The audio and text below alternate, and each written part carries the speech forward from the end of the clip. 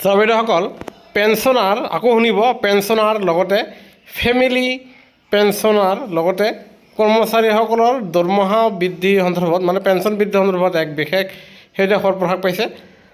Sir বাইদেউসকল আপোনালোকে পোনে পোনে এয়া ডেটটো চাওক, এয়া চাওক 24 এপ্ৰিল 2026 একেবাৰে শেহতীয়া খবৰ যোৱাকালিৰ।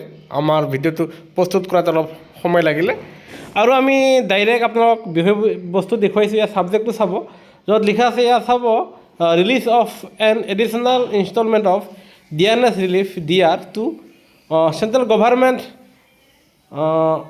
পেঞ্চনাৰ্ছ ফেমিলি পেঞ্চনাৰ্ছ তেখেতসকলে লাভ কৰিব ইয়াৰ revise rate with effect from 1 January 2026।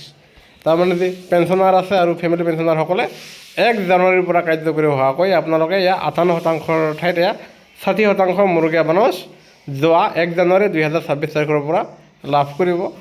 তেনে ক্ষেত্ৰত চলিত যি দৰমহা এইবাৰৰ পেঞ্চন আপোনালোকৰ নিশ্চয় বৃদ্ধি হৈ আহিব আৰু পৰৱৰ্তী জানুৱাৰী ফেব্ৰুৱাৰী মাৰ্চ 3 মাহৰ আপোনালোকে এৰিয়াৰ লাভ কৰিব।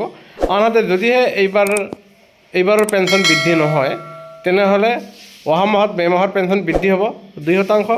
তেনেহ'লে জানুৱাৰী ফেব্ৰুৱাৰী মাৰ্চ এপ্ৰিল 4 মাহৰ আপোনালোকে এৰিয়াৰ পাবলৈ সক্ষম হ'ব।